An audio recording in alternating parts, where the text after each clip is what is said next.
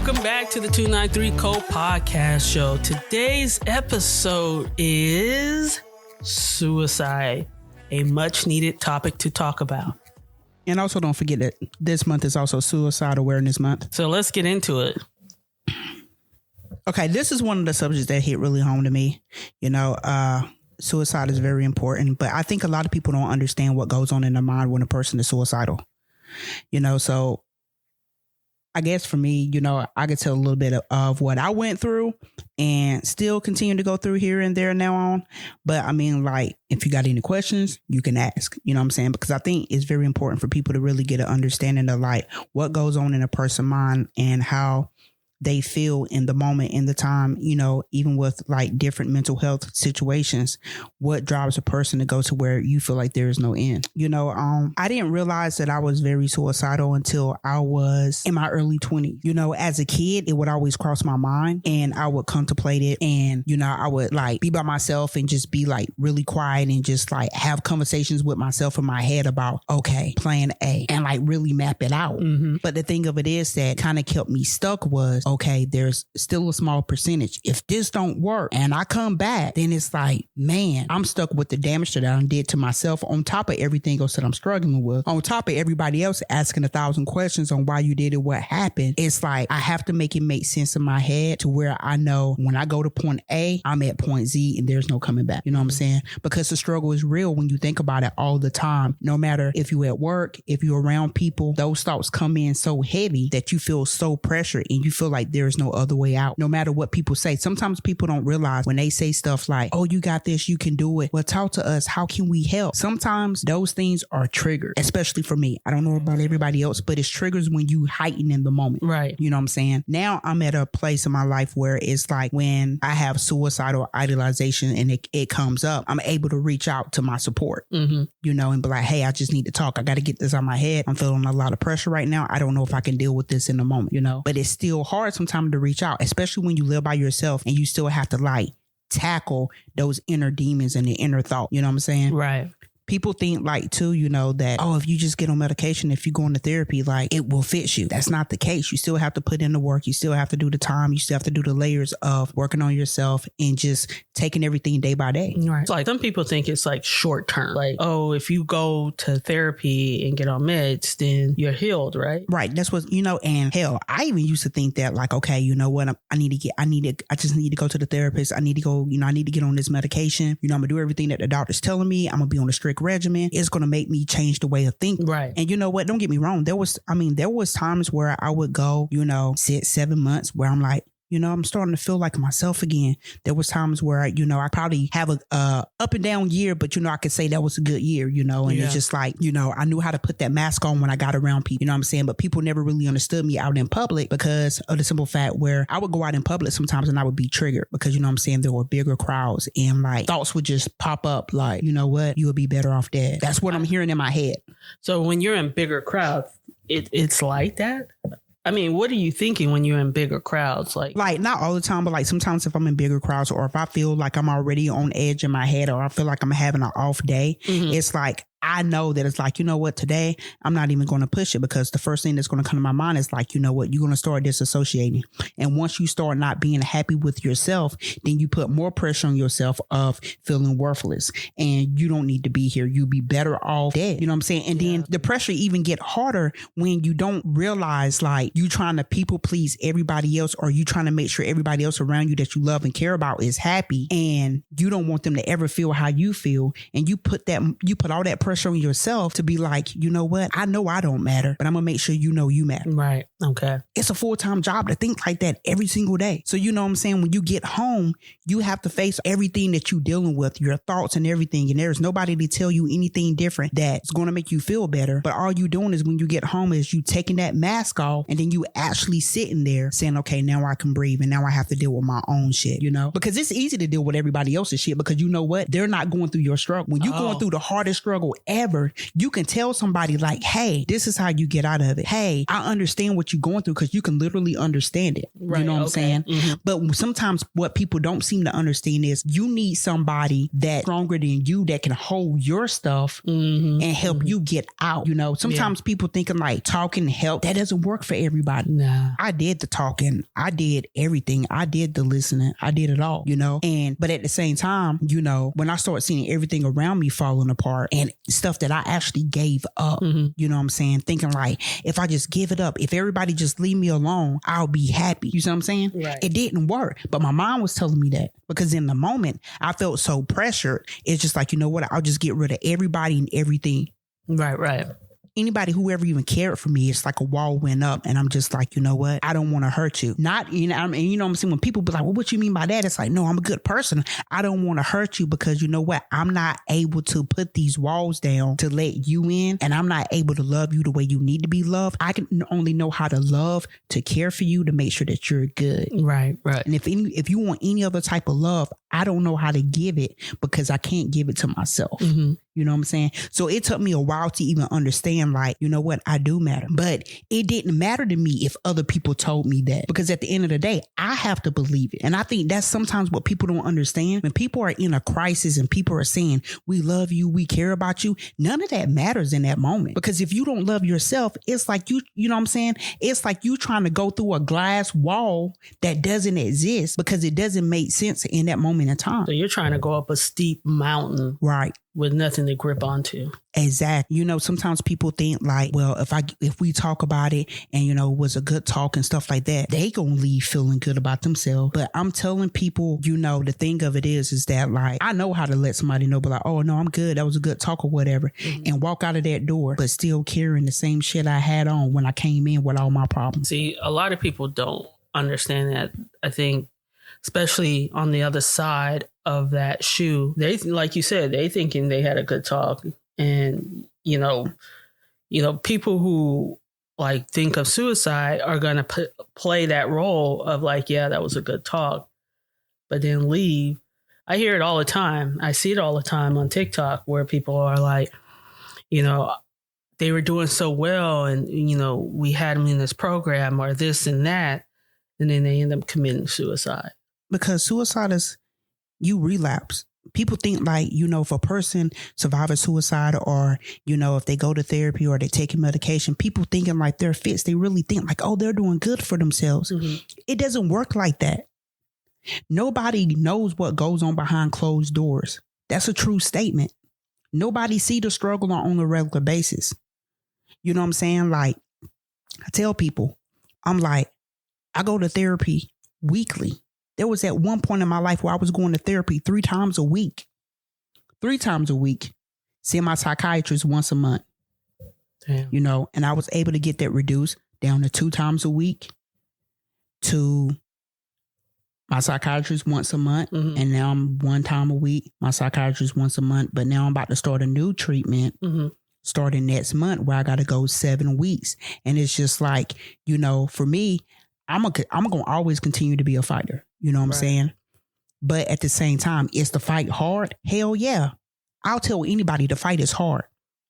And these are the kind of conversations that people need to have on a regular basis. Because, you know, at one point in my life, when I was very suicidal, I mean, I'm talking about like it was an everyday battle. You know, I felt like I didn't have anybody to talk to.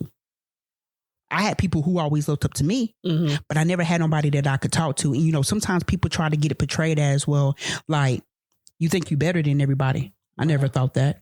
Right. You know what I'm saying? I can't help that the gifts that God gave me, like, you know, I was good in sports and stuff like that. And some stuff come naturally to me, you know what I'm saying, as being gifted in. And I appreciate that. But at the same time, I hated it all. Damn. Didn't like the attention. I didn't want any of that. Okay. You know what I'm saying? The one thing that I wanted that I was already given to me, but I didn't know how to accept it, was to live.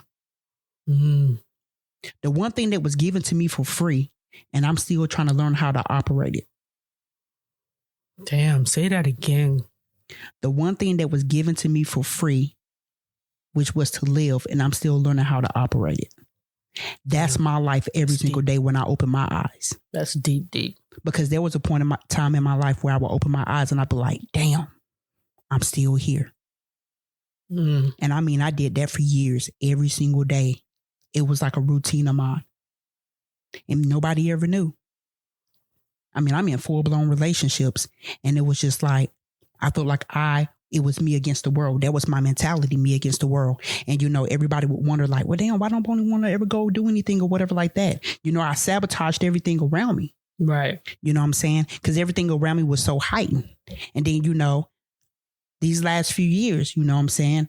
I had life situations where, you know, dealing with death that really tore me down. And I'm just like, man, only me can build me up. Mm-hmm. Because everybody around me is torn and crying and stuff happens so unexpectedly. It's like, you know, I went right into the whole caring thing. But then when people tried to care for me, I didn't know how to accept that. Oh, man. Because you can't give me something that I don't know how to receive, that I'm allergic to. Oh, shit. I feel like I'm allergic to life. Because you know what? When I was born, I felt like I was already dead. Explain that. Because when you grow up, you don't choose who your parents are. Okay. When you're born into this world, you cannot decide what situations you're going to be living in. Right. You see what I'm saying? You don't decide whether or not you're going to have mental illness or not. You don't decide whether or not you're going to be traumatized. You don't get those options. Yeah, because those things are not, you know, life don't discriminate on you. Right. And you don't decide whether or not you're going to always have the mentality of being in survivor mode. You know, it's easy for people to tell you like, well, you don't have to live like that anymore. You know what I'm saying? You got to change your mindset. If it was easy, I would do it. Right. If it was easy, I wouldn't have to sit here and take 7 to 8 pills a day, just morning time. Damn. You know what I'm saying? If it was easy, I wouldn't have to go to TMS and get my brain electrocuted. Mm-hmm. You see what I'm saying? So it's just kind of like when your mind get hijacked and you still trying to do good and you still trying to better yourself. It's not about proving it to anybody anymore. It's letting people to know, like, you know what? I'm not perfect. I never was. Mm-hmm. I'm just trying to survive. I'm trying to be able to do what everybody else around me is doing. It's not living normal. It's just trying to live.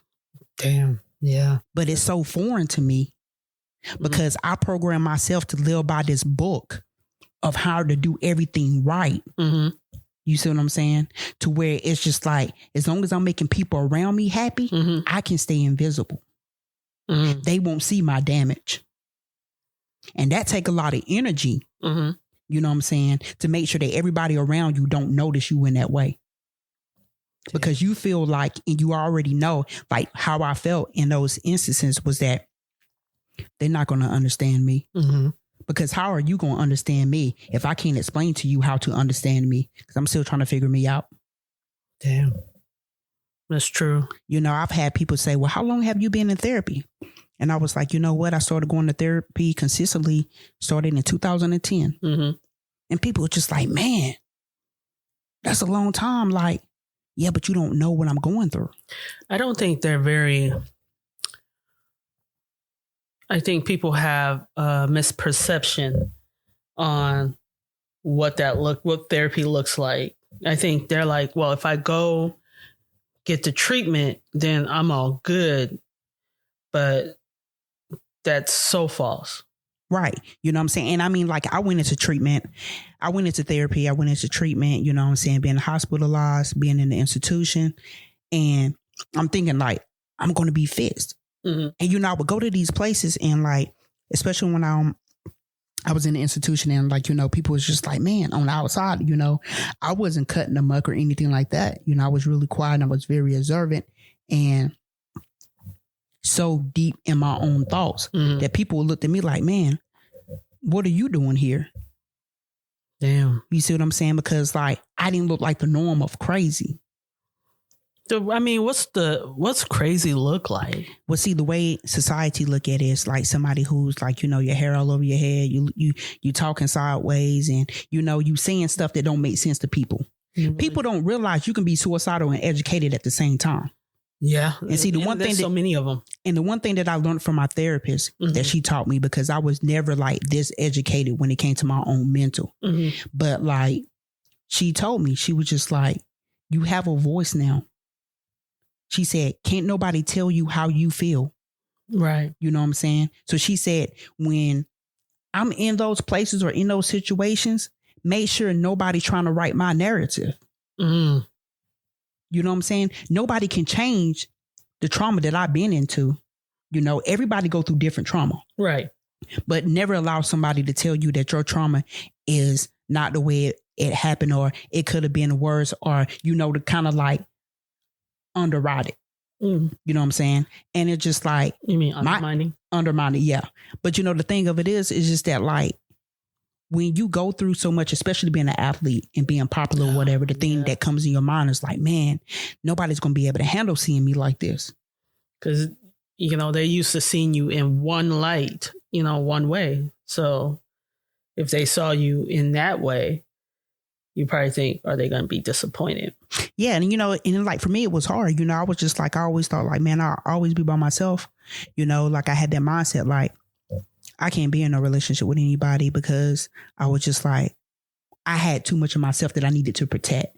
Right. And what I mean by that is because like you know, when you have manic modes, and my suicidal was really, and my depression was really, really severe, you know, I feel like I would just be quiet, but I was still trying to make stuff work. Mm-hmm.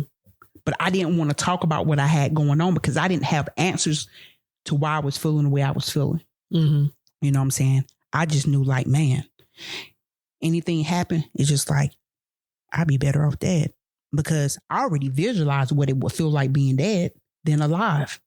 It was like a reverse effect for me. Okay. Being dead for me, I looked at it like bringing peace. Mm-hmm. I'll be happy. I'll be by myself. I don't have nothing to worry about. No pressure. It sounds relaxing, right? You know what I'm saying? So like, that's what my mom was telling me.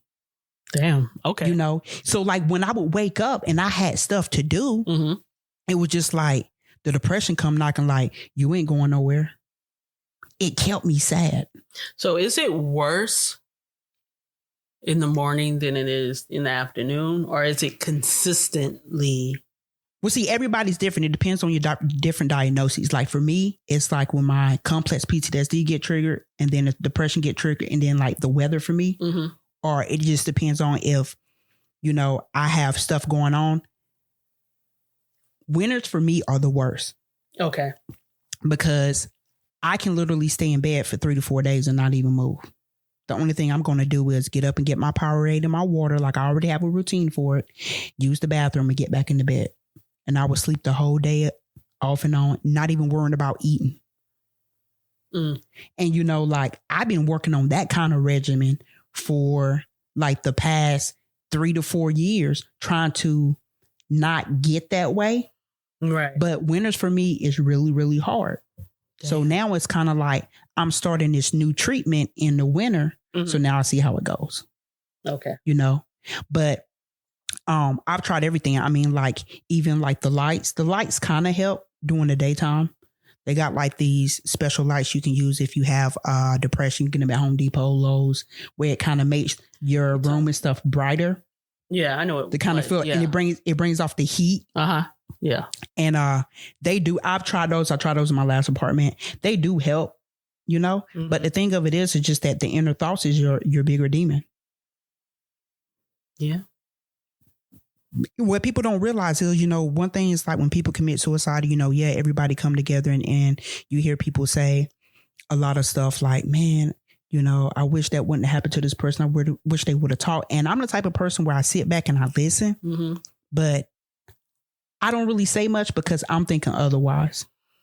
I'm on the other end of the person who committed to suicide, because I'm just like, at the end of the day, I know what they was going through. Mm. I know how they was feeling. And, you know, people who don't understand that, they on the other side asking a why. And you know what? They're going to always, and you always going to be left with why. Mm-hmm. Because remember what I told you what why is for me, what happened yesterday. Yeah. Say that again. What happened yesterday. That's what why means. Because the thing of it is, the reason why I came up with that is because, you know, you get stuck in that place of wondering. You going back. You always going back to the past. Mm-hmm. Yesterday was the past, trying to figure out the pieces because the person's not here to give you the answer. Mm. And so the thing of it is just that, like, you know, when I used to go to my suicide groups and stuff like that, it was just like, I would be in group and I would just be just a realist on how I felt, because I felt like I needed that voice. I needed to be heard. You know, I was being heard in therapy and my therapist was understanding what I was coming from. But it was like at the same time, you know, it's hard when you feel that way and you have to be around family. Yeah. I mean, what would you say to people who are struggling with loved ones that have suicidal tendencies? I mean, how would you tell them to handle that situation? It's hard because it depends on the family. And what I mean by that is, like, it depends on if your family is able to be open to listen to you. Because for the longest, I didn't say anything to my family. That's true. I didn't say nothing to my family until I got institutionalized, you know, and I'm going out the state, you know, and I'm down there for 21 days. Like, but I still didn't tell them everything because I felt like I needed to protect them. Right. I felt like I wanted them to know, like, everything's going to be okay, because they so used to me accomplishing stuff, you know, but at the same time, it was just kind of like, you know, I need you guys to listen. And my family still don't really ask me questions and stuff like that. I feel like they still sometimes take it with a grain of salt, because, like, I've always been a strong person for the family. Damn. You see what I'm saying? Yeah. So, I mean, like, at the same time, it's hard though. But, like, I had to learn that with me, you know, what do I want to accomplish out of this? And, you know, a part of me is just like, I used to always tell my therapist, like, I just want to be happy. I just want to be happy. And she said, you know, she asked me, she said, what do happiness look like for you? Yeah. And I'm just like, I couldn't answer the question. Damn. Because for me, it was like this. Can't answer that though. I was going off of what I see. See, you know, when you go outside and you see other people, whether you're going to the grocery store or not, it's like everybody going to look happy. If they waving at you or if they smiling and stuff like that, you're going to assume that that person happy and they got everything because you may in the moment is down on your luck. But when you got depression, you always down on your luck. No, you are absolutely. You know what I'm saying? Right. So everybody around you, whether they got their shit together or not, it's still going to look better to you that they got their shit together because you are always waking up in the same situation every single day. Damn. You know, it got to a point to where, you know, I had to remove all silverware from my house. You know, I just keep it to paper plates. And I mean, I got really careless. But then I would do a lot of self-abuse. Mm-hmm. You know what I mean? Like, you know, I would be asleep, or if I get mad at myself, like, man, you're better than this, because I was struggling with myself, because me trying to get over my suicide idolization, it became a competition for me. And, you know, with playing sports and being an athlete, you compete in everything that you do. Okay. You know what I'm saying? Yeah. So I had to learn that this is not a competition. I can't beat myself up in these ways and tell myself that I'm a failure. And I feel like because, you know, I felt like I was losing at life. Life to me was a bully. I felt like I was losing. I sucked at it. Damn. Okay. You know what I'm saying? There was nothing you could tell me to please me, to make me feel like I was worth anything. If you said, I'm going to give you $10,000 right now, you go do whatever you want with it. That was not going to make me happy. I mean, now I live bare minimum. Yeah. You know what I'm saying? And, you know, I have some friends be like, man, I don't see how you do that. And I'm just like, I'm just trying to find happiness. Damn. You know what I'm saying? It's like, because my mind's always going to be stuck, you know, survivor mode, you know. But I want to be able to find peace. I want to be able to find happiness. I want to be able to balance everything out to where, like, I'm not over pursuing or over processing myself to make one person or family members and everybody else happy. I'm trying to learn and start on myself who is very important in that moment and who is going to make me happy. Right. It starts with me. Damn. You know, so it's just like, for me, suicide hit me really different, because it's just like, I've lost a lot of friends to suicide, but I understood. I understand it. I even had one person when I found out one of my friends that passed away from suicide, and we was talking about it, and they was like, so how you feel about it? And I was like, I understand it. I didn't cry, anything. I'm like, they're happy now. And it wasn't in a sense to where people just like, man, that's cruel, that's messed up. No, because it gets to a point in time where you get so overwhelmed and so worked up. It's like, if you don't have the fight anymore, and if you don't ask for help to the, with the right people that can help you, it's hard to keep going. It's hard. You know what I'm saying? You never want nobody to end their life. But at the same time, I understand it if somebody did. Damn. Because I live that life every single day. I think a lot of the family members of the loved ones, some of them are angry because they felt like, that person was selfish. Yep. And see, I didn't understand that until recently. Like, this has nothing to do with, me or whoever. It has everything to do with them. And so they're struggling. Right. Their struggle is different. Like, they're not going to handle things the way other people handle things.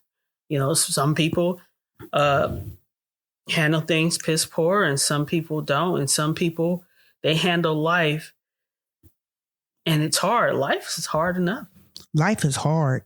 I'm telling you, life is hella hard. And it's just like, not everybody is fortunate enough to, to find that therapist or that support that's really going to ride with them and be there through the good, the bad, and, the evil and the hard times. Because people, if they don't understand your mindset, they don't get it. Right. And sometimes there is no words to explain how you really feel. And then, sometimes people get intimidated by you because when you're open about what you're going through and how you're struggling, sometimes it scares people away. Mm-hmm. But it's like, don't be scared. It makes them very uncomfortable. Very uncomfortable because because what happens is you get to a point in your life to where, like, if you having a bad moment and you need to talk and you just need to get it out, and because you got the tools now. Mm-hmm. If you talking to the wrong person, they get scared and they just be like, well, just keep, doing what you're doing, and pray about it. You got this. And it's just like, I don't want to hear all that. Yeah. Because, this is what I tell people. Mm-hmm. Hey, I'm having a moment. I just need somebody to hear me so I can get it out of my head. I just need to release it. Mm-hmm. And a lot of times it helps. Mm-hmm. You know what I'm saying? And you ain't got to say nothing back, because 9 times out of 10, that's what we want, for you not to say anything back. The best thing you can say is just like, oh, I didn't know you was going through that. If you like, you can share more. Right. That's the best thing you can say. Because if you say anything else coming out like, well, what make you feel that way? You know what I'm saying? The best, it's the wording. People don't know the way to deliver. And it's not their fault. It's not their fault because, it ain't like anybody's trained, when it comes to this type of stuff. You know what I'm saying? But it's really hard sometimes to explain what goes on in your mind and what triggers it. Right. I mean, hell, when I was at TMS and I did my very last treatment or whatever, me and the doctor had a heart to heart. And he seen that I was struggling, but he seen that I was trying. Because like, I'm telling y'all right now, if you haven't done TMS, you have to have heart and gut to do that, because it's consecutively. Right. And it's challenging. Mm-hmm. Because there was days I didn't want to go. You know what I'm saying? But then I had to tell myself, like, no, you're a fighter, because I didn't need nobody else to tell me that. Mm-hmm. I had to try to convince myself. Right. You know what I'm saying? Hell, if I'm having to convince myself to live, I got to convince myself, like, I got to go do this, but I got to go do it with a purpose. Mm-hmm. Just like when I tell the football team, everything you do in life, you have to do it with a purpose, because your purpose is personal. It's what you created.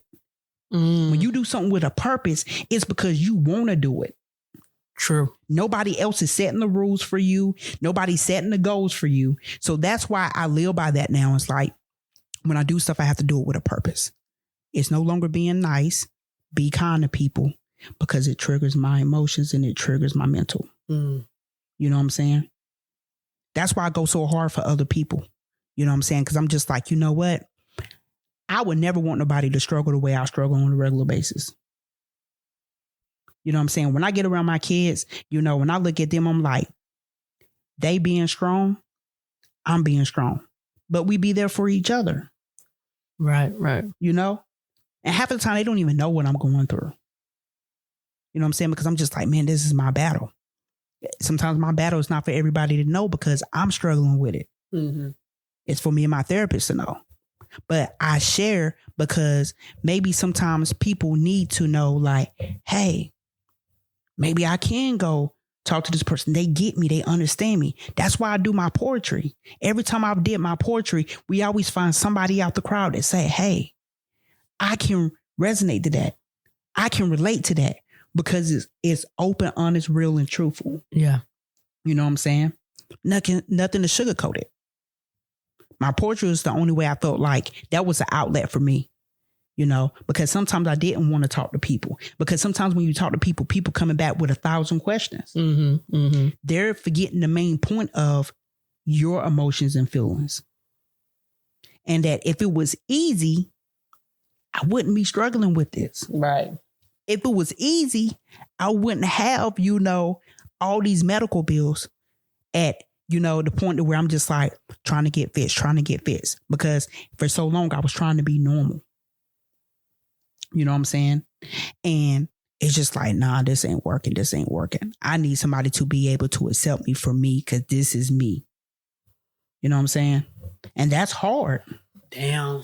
Yeah. That's hard because that put more pressure on you when people see you in a different limelight. Mm-hmm. When they see you out and you having fun and everybody else like boasting you up and stuff like that. People carry that with them when they think that they already know you. Nobody know me. Now, if you really want to get to know me, I can tell you about me. Mm-hmm. You know? But I mean, that's not for everybody to know. Yeah. That's not for everybody to know, because the thing of it is that like, I live a private life because I have so many struggles, mm-hmm. and nobody should talk about my struggles unless it's me. Damn. You know what I'm saying? Because I can't tell. That's so true. You know what I'm saying? Because the thing of it is you ain't walking this walk with me every morning when I open my eyes. That's true. That's so true. You know, but one thing about it with the old saying is when you walk out that front door, you make sure you have your shit together. You know what I'm saying? I make sure that I'm somewhat together. Putting on a mask though, right? Nah. No, okay. Because the thing of it is, I used to put that mask on. Mm-hmm. But see, when I put that mask on, it made me so cold, I didn't feel shit. Damn. It made me so cold that my heart didn't even beat. Because I had to make sure nobody could break me. But now, I have taken layers off. You know what I'm saying? You still may not see the full me, but I have taken layers off. Because now it's all about who I can trust. Mm-hmm. Mm-hmm.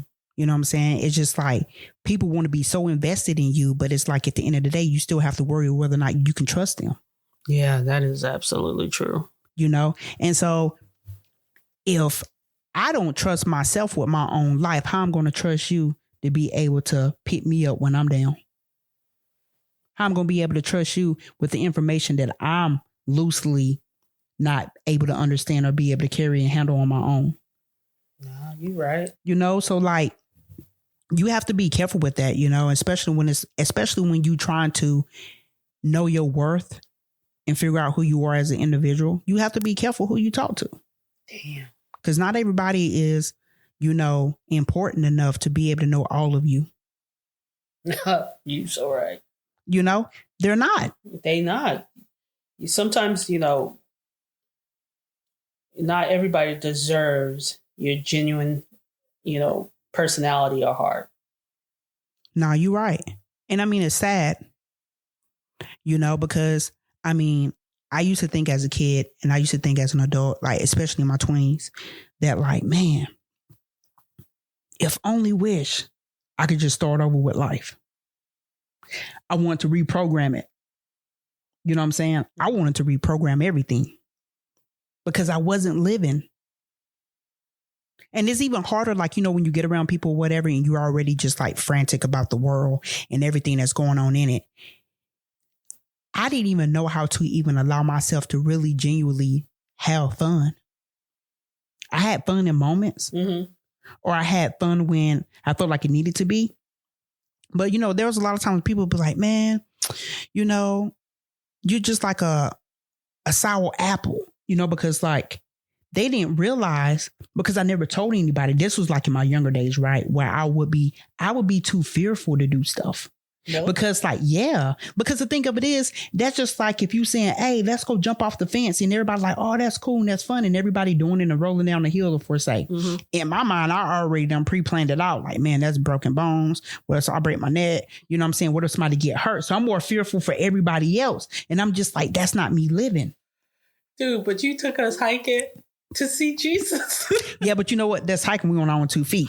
Okay. No, that was your experience. I enjoyed it to a certain extent. But, you know, hiking is like my nature. That's my second home. That's true. So I hear this a lot. Now, like just nature itself, you know, a lot of people say when I'm in nature, I feel centered, you know, and away from the chaos. How's that working? Oh, yeah. For me, like camping is a big like go for me. Like if I'm out in nature, you got no cell phones. You just out there. It's quiet. There's nothing around. It's peace. It's peace. It's like living in the city, even living in the country, and just like being around people sometimes. It's so chaotic. It always comes with something.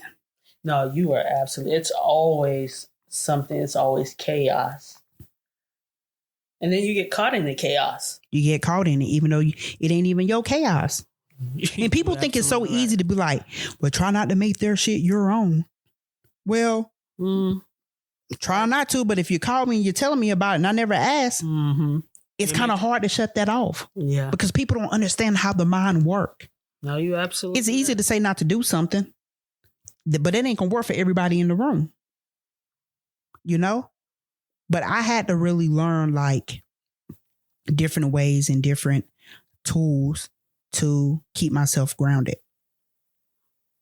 you know. And so what are your tools that keep you grounded? Well, first of all, you know, like I still, you know, my medication, my therapy, my different peer support, my friends, you know, it keeps me grounded. But now I'm more aware of when my mind starts to slip in that moment.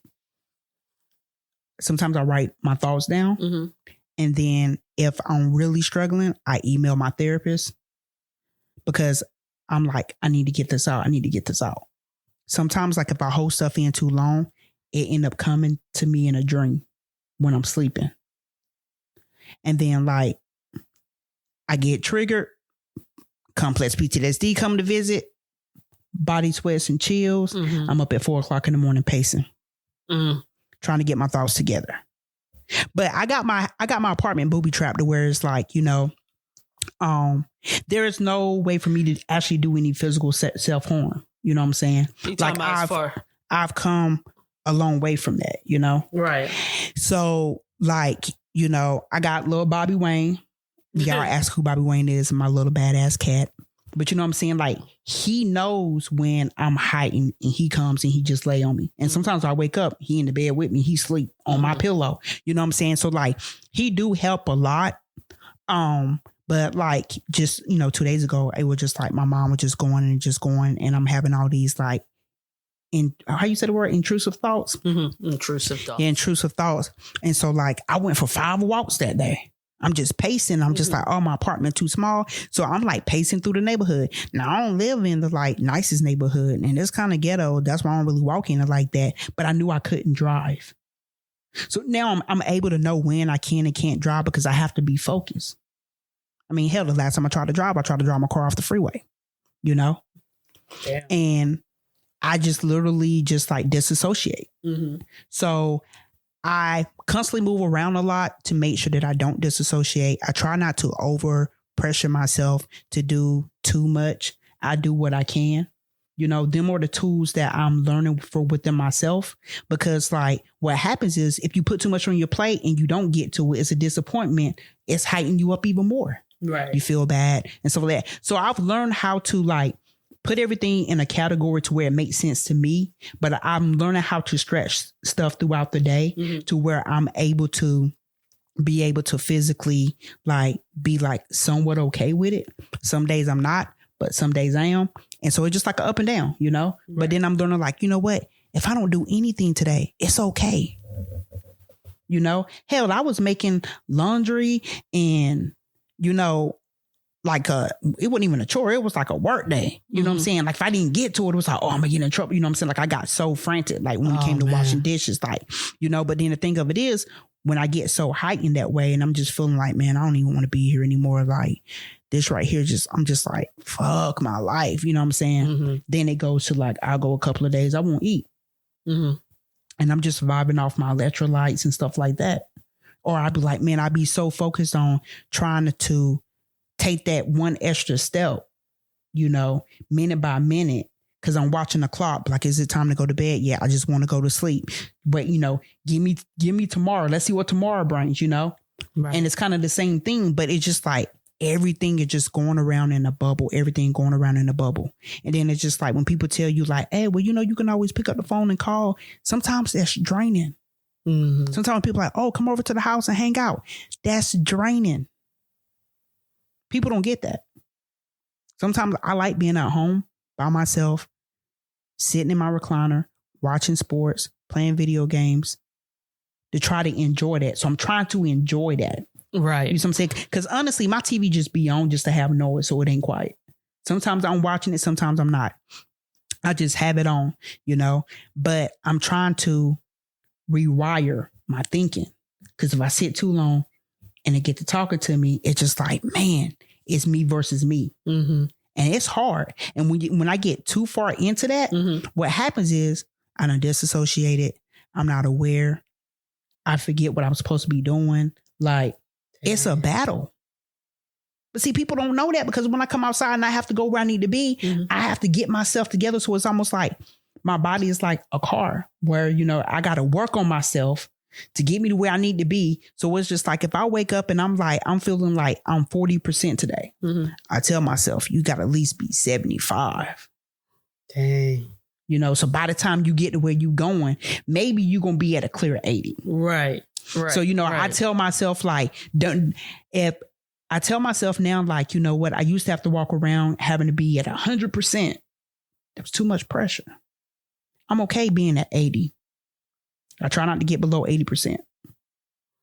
But if I get below 80%, then I know I'm not leaving my house. Yeah. So here's my question. What would you tell people to the red flags? Because the red flags for suicide are very subtle. And yeah, we'll start with that one. So the one misconception, what most people, you know, think that everybody that's suicidal, they're going to talk about it. And that's not true. For me, like, I've had 5 different attempts and I ain't tell nobody shit. Hell, my friends didn't even know what was going on until I'm getting shipped off. You know what I'm saying? You know, so the other thing is that, you know, if you have friends or family members that start being very standoffish or quiet, or they just kind of keeping to themselves, you know, start checking in on them. Don't check in on them as being forceful. It's like, what's going on? You acting different, anything like that. You know, it's just kind of like, you know, go in and just like, you know, evaluate, you know, just be aware of the situation, but listen to them. Because you know what? It may not be as open in the beginning. And sometimes it take people a while, especially if they're not like working on themselves or getting like the help that they need. It may be hard for them to like open up and say, hey, this is how I'm feeling. But I mean, if they do, you know, ask like, how can I help? But don't be going out here throwing suggestions. That's the number one mistake. Well, we could try to get you this and that when you don't even have the tools. You know what I'm saying? Just be like, hey, you know, start off like, well, is there anything that I can do to help you? you know, and if they say no, be like, you know, well, if you change your mind, I'm here. Mm-hmm. You know what I'm saying? You have to come off easy. And then, you know, also like, listen. Don't ask questions the first go round. Listen. Like you said, don't give suggestions. Don't give suggestions. Just listen. Because if they knew that you already knew what you was doing, they probably would have came and asked. Mm-hmm. You know, but the thing of it is, and don't think that it's selfish. It's an underlying cry for help. But the reason why people don't come to anybody and tell them how they truly feeling is because you don't want to be judged. Mm-hmm. Hell, nobody want to be judged whether you got mental issues or not. You know, so it comes off with that stigma of being judged, or people think, oh, you just want attention. Well, there's no attention given if you're not here. And nobody's giving anybody attention if they're not speaking on it. Mm-hmm. That's why people stay quiet. So that's some of the answers to the why. You don't want to be judged. You really don't. And society is very judgmental. Very judgmental.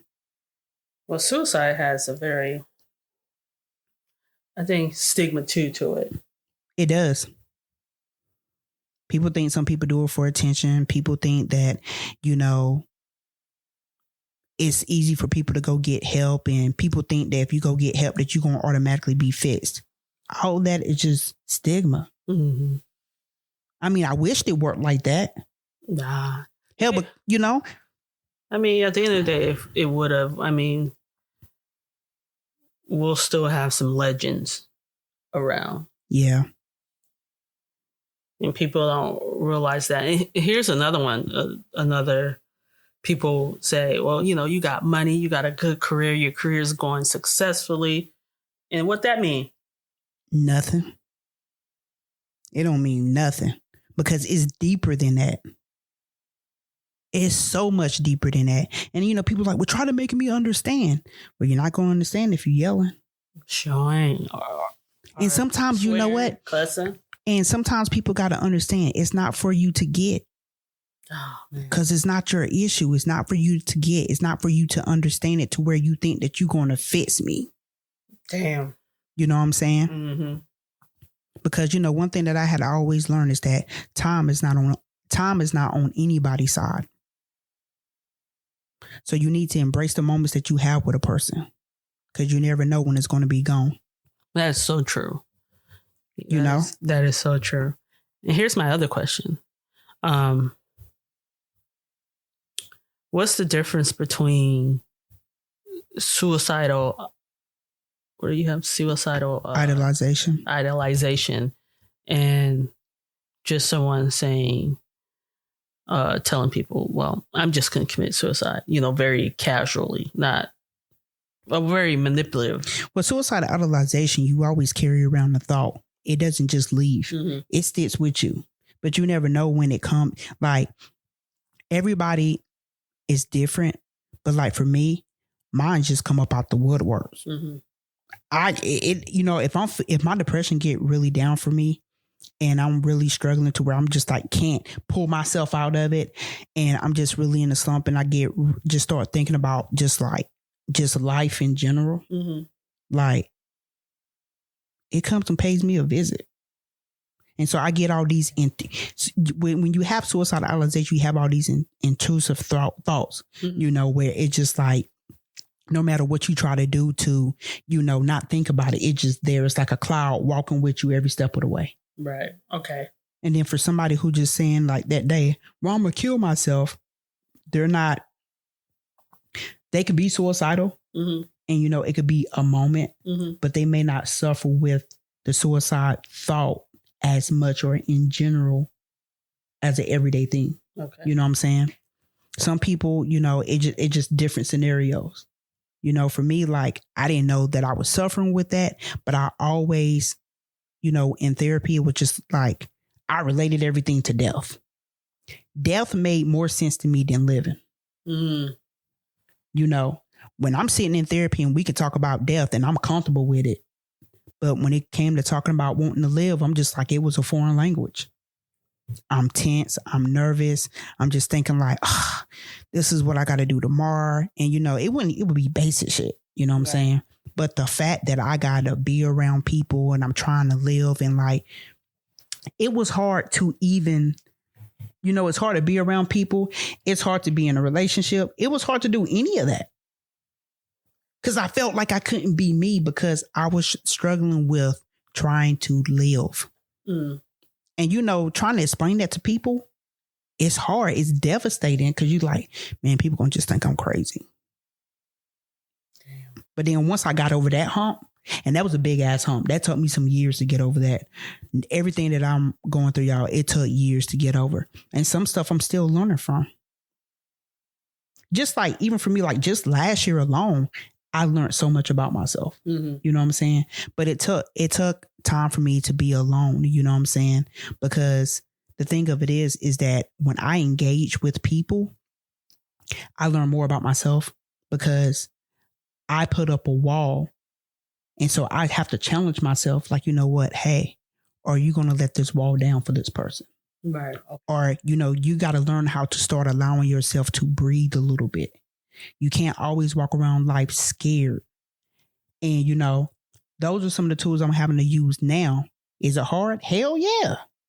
But being by myself, I'm starting to learn how to slowly take on some of those challenges, because the thing of it is just that like, I don't want to get overwhelmed. I don't want to get worked up to where I'm feeling like I'm having to like please everybody because I'm still trying to learn how to give myself what I need. You know what I'm saying? Absolutely true. And that's the thing I think that people don't really understand. Like, have you ever had to deal with somebody committing suicide? Yeah. Yes. How did you take it back then? It was sad. Like I didn't, being a teenager, I didn't know what to think because back then people rarely discuss about suicide. Right. You know what I'm saying? You'll probably, when you go to school the next day, you'll say, oh, so-and-so, we had a student that passed away. They never say from what back then. And then when you find out when you go to the funeral that it was suicide. Yeah. And so it's just like part of me understood because when I was young, when you're young and especially an athlete, I thought about it. It came across where I thought about it. So, looking at a friend in the casket, you like you said, you somewhat understand. I don't know. I just get it. It's just when you see them laying there and I don't know, I'm just like, they at peace. I'm just different in that way, I guess, when it comes to stuff like that. Especially if, I know that person been struggling and they, have tried. Mm-hmm. And I also get it when, a person commits suicide and they didn't tell anybody and everybody's running around and trying to figure it out. And it's just like, it's sad. It's a sad situation for everybody, but I understand the other side. Because like sometimes, when I was younger, I would be like, man, they had the courage to do it. And I sit here and I'm just kind of like, I'm still trying to put my plan together, and the attempts that I had made, when I had to be in the hospital, I would just shut down and be by myself. And, I have like the peer counselors in there. They try to talk to you and everything. And I just be like, dude, I already know all this stuff. I would get angry and upset because I would let them know like, you know what? I'm not stupid. I understand this stuff, but I'm dealing with real life shit right now. And you trying to throw a book at me about stuff that going on that's not going to relate to me in the real world. In here, yeah, it's fine for us to write down goals and stuff like that or whatever. Mm-hmm. Right. But I'm like, when I go back out there, I got all these problems again in my head. It's still the same old. It's still the same because to you, it may be basic, but to me, it's difficult. Like, you think about it when somebody's just like, man, what's so hard about it for you to want to live? You see what I'm saying? Mm-hmm. They don't understand how my mind works. Hell, I'm trying to figure it out too. Well, I never heard anyone describe it the way you described it. I actually never talked about suicide, period. Especially, I'm not that old, so for my era. Great granddaddy over here.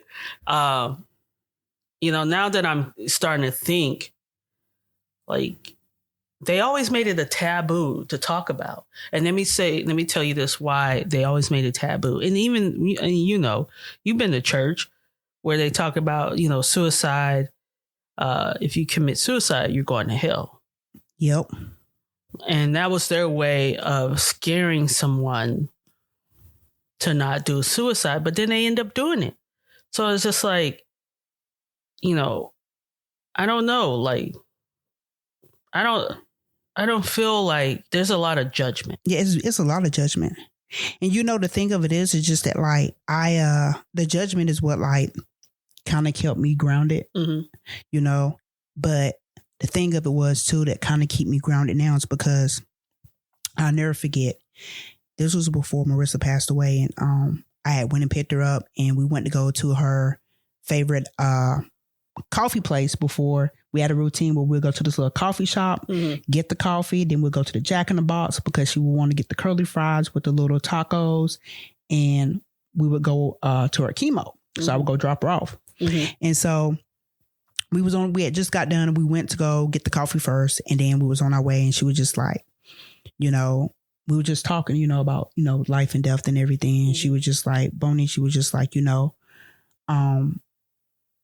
just please, you know, be there for the kids, look out for the kids. She was like, you know, I'm just worried about them, worried about y'all. And I said, Marissa, I said, you know, I got you. But then when she said, I'm worried about you too. And I said, why?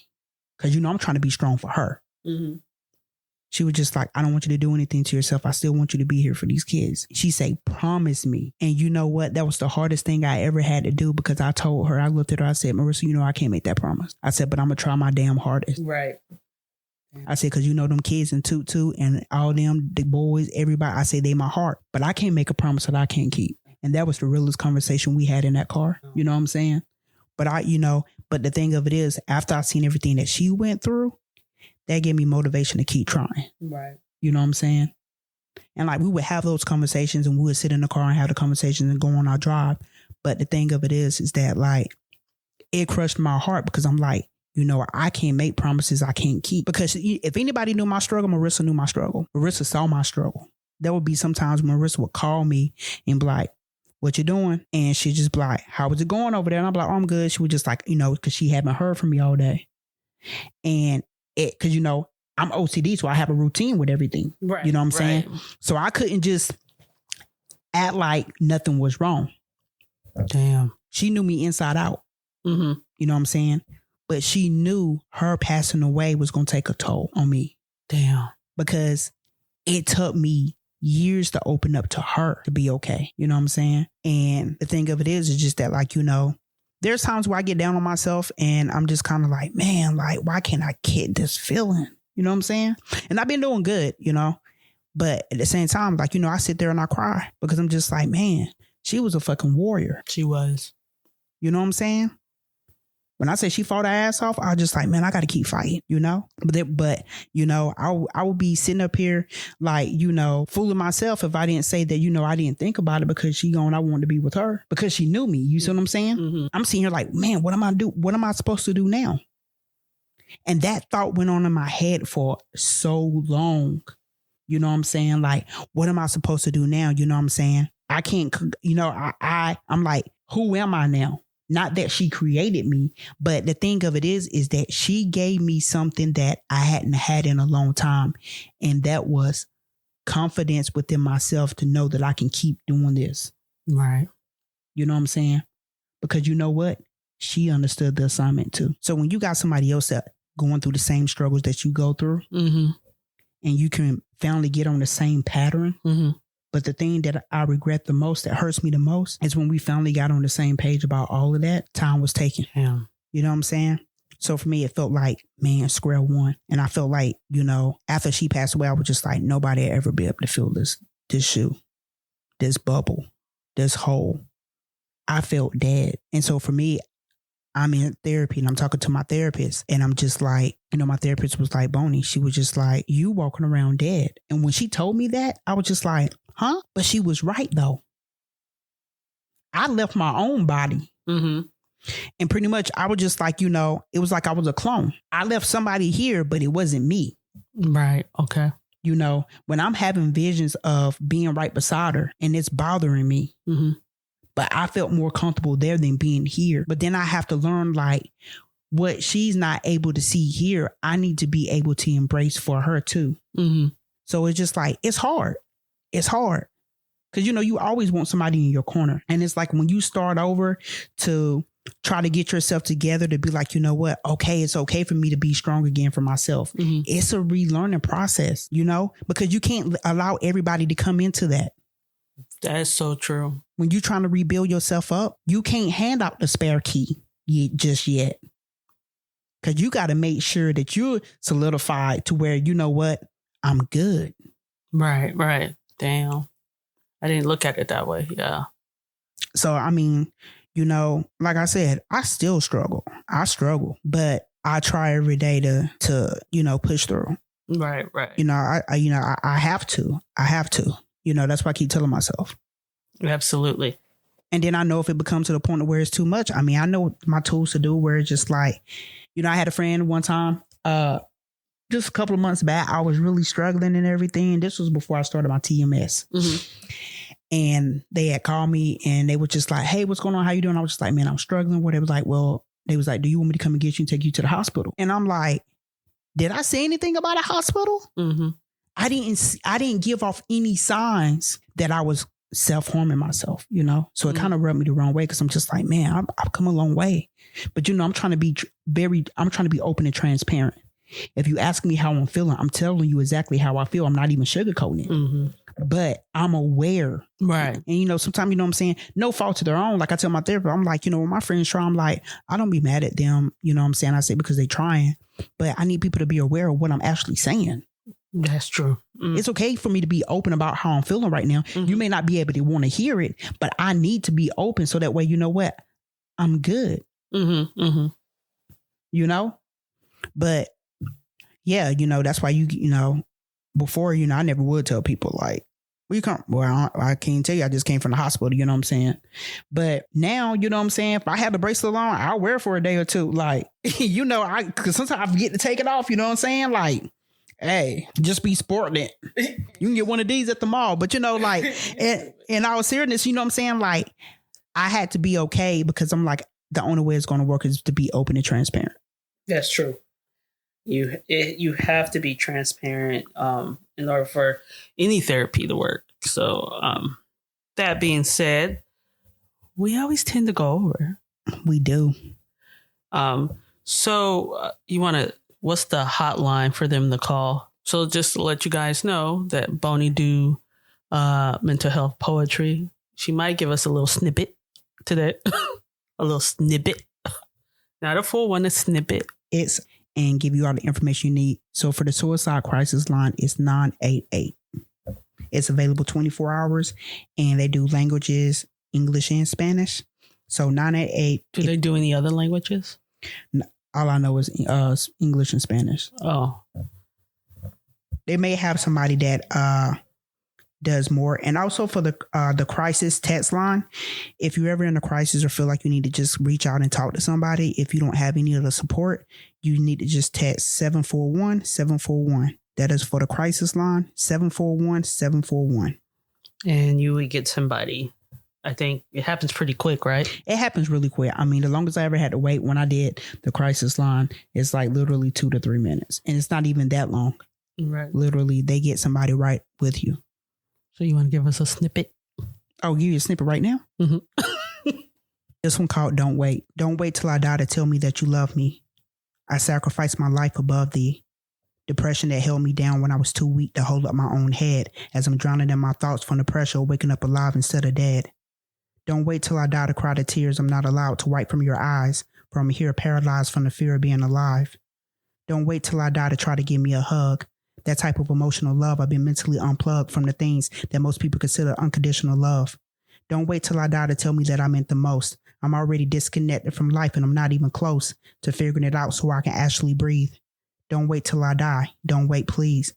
Don't wait till I die to tell me I was going to be okay. I wanted to hear those words on my final days.